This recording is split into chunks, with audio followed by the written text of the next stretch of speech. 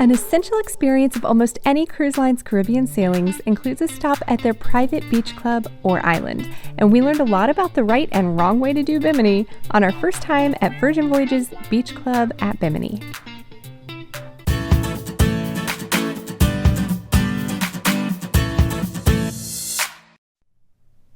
While sailing on Virgin Voyages Valiant Lady, we were excited to experience Bimini. This Bahamian day offers both pool and beach time for all you sunshine lovers and part mermaid types. It's not a whole private island, but it was easy to hop the ship's tram, and within a few minutes we were at the beach club, which is a portion of Resorts World Bimini. But this area is exclusive to Virgin Voyages guests on days when they have a ship in port, and access is included in your cruise fare. Just like on the ship, your food is also included, but drinks are not. More about that later. But let's hit the beach. We got to the resort about 11:15 and the chairs are gone. So if your goal is to sit, particularly in the shade, you may need to come earlier. We're okay. We found one chair finally, and we'll use it to park our stuff and occasionally take turns to sit out. But we're gonna go get in the water because it's hot. We made 4 mistakes this day, and the first one is that we didn't anticipate that they would run out of chairs at the club, but we'll give you a few ideas on how to solve for that. First, let's take a dip in these gorgeous blue waves.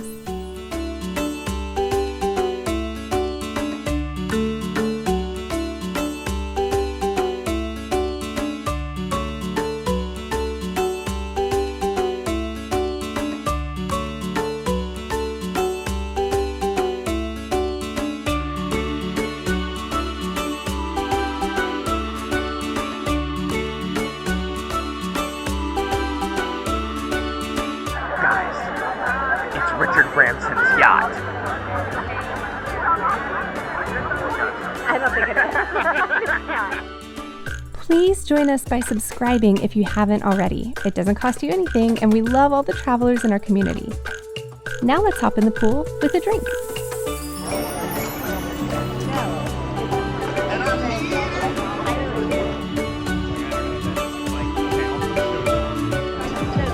So it was so hot, I did not think we were going to stay here very long. But once we got in the pool, it was lovely. Yeah, the pool, the bathwater pool is... It's not too cold because I can't handle a really cold pool. Yeah. This didn't even have that when you get in. You walk right in and it was like, oh, this is a warm hug. It was like warm enough to get in, but cool enough that I'm not overheating. No, you didn't have to do that like, oh my gosh, I can't. But I did hear someone say it's no Coco K.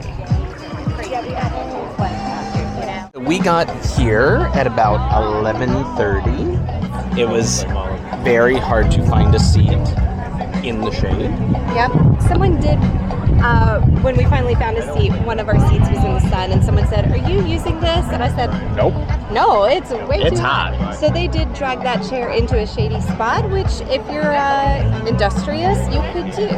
So the one thing I would say is that if I had to do it over again and I knew I was gonna have a leisurely morning, which we did, then I might consider getting a cabana. Especially also since we had so much sailor loot, I could have justified getting a cabana for the day in retrospect. I'll go so far as to say this is one of those times when maybe we shouldn't have gotten rock star status on our Barcelona sailing. Maybe this sailing would have been the time to get rock star status, because those benefits extend onto Bimini and you have some exclusive areas, so seating wouldn't be so tricky. Also, if you're a mega rock star, which we have not been, and probably never will be, but you never know. If you subscribe, we'll take sponsorship. Yes, exactly. We'll take comp cruises. But if you have all you can drink bar tab, which mega rock stars do, that works here as well. So yeah, we just have things to work to consider. Through our bar credit. Yeah. Boo-hoo. Yeah. By the way, if anyone wants to drink, let us know. We still have some bar tab Drinks left. on us. All the way until debarkation tomorrow. Yes, drinks are allowed in the pool, but try not to get sloppy and actually spill them in the pool. Keep things nice for your fellow sailor. And a little shout out to my new gift shop swimsuit that I bought on board. Purchased with sailor loot. We have a lot of dietary restrictions, and we were floored by how many items on the Beach Club menu worked great for our gluten-free, dairy-free diet. A quick chat with the staff and a few minor adaptations, and we had a tray full of food. We really didn't need that giant brunch on the ship after all, did we? All right, let's try these things. What do we got? We have, do I start with the ceviche? This is a red snapper ceviche. Ceviche, good as is. Fruit, good as is. Chicken, good for me as is. Laura's pescatarian, so she's not going to eat that. Rice and beans are fine as is. The curry, we had to leave off the plantain chips. It's a pumpkin curry. That's pretty minor modifications for this giant tray of food. Yeah, totally. Yeah, it's pretty allergen aware to begin with. And the ceviche doesn't have any shellfish in it, which is great. I never get ceviche because it always has shellfish. This is really good. I love ceviche on a beach. As long as they keep it from getting too warm, it's still fresh and light. This is really good.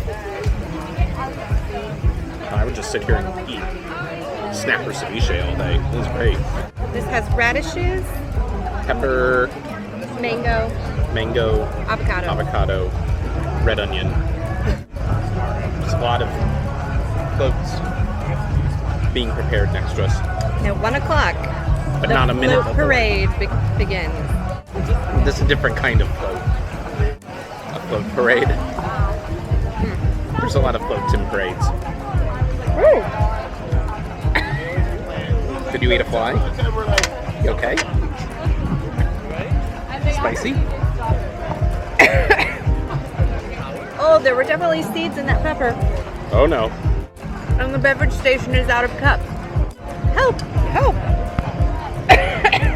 Watermelon. It's hydrating. I honestly wasn't terribly excited about a fruit salad. I know, I'm skipping on the dessert. But there is cardamom and ginger in the fruit salad. It definitely elevates it and makes it way more interesting. You can taste it? Yum, yeah. The pumpkin curry has green beans and usually comes with plantain chips on top, which sound lovely, but it's clear that it's not a dedicated gluten-free fryer because the fried cassava fries, it looks similar to a lot of yuca fries I've had, but it almost looked like there was some breading on the outside, so maybe the breading is not gluten-free, maybe it's just a shared fryer. I thought a curry would be too much for the beach, because it's hot out here, but this is not too spicy. Not too hot. It's warm. It has a nice, like, just coconut coziness, and to make it even lighter, I'm taking some of the rice from the rice and beans and putting it in my curry. There are some flies here, but we're outdoors and there's food, so they want to join the picnic. A number of the tables have automatic fly swatters, but not ours. You have to face your fears. Try the ceviche again, even after the peppers tried to kill you.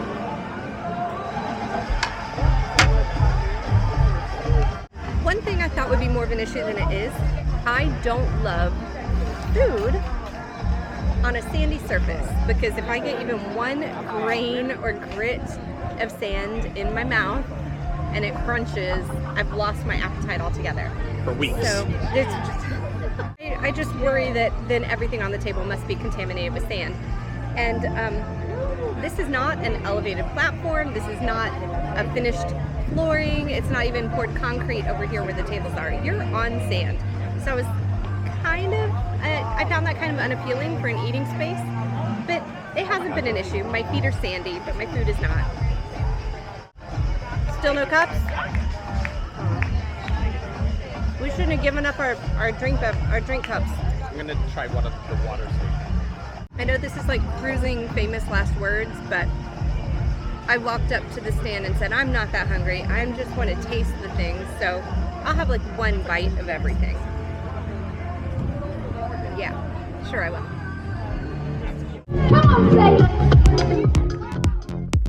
We almost headed back to the ship after lunch, but we would have missed the awesome DJ party. Everybody dance. The Incredible Happenings cast danced their booties off with bubbles and mermaid tails in addition to all those floats. I was having so much fun, I stayed much later than I expected to and got totally sunburned.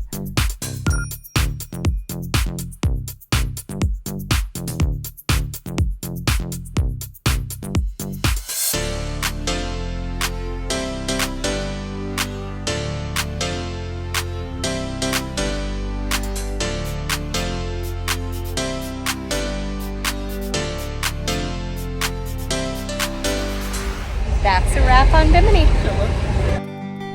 I did have to head back to the ship because it was almost time for my tattoo appointment at Squid Ink. You can watch the video about that here. And by the way, a few folks were using this little beach just walking distance from the ship, but it seemed to be mostly the ship's crew, just FYI. In the next video, we're covering all the activities on board the ship. It's a big one and you don't want to miss it. We'll see you then, travelers.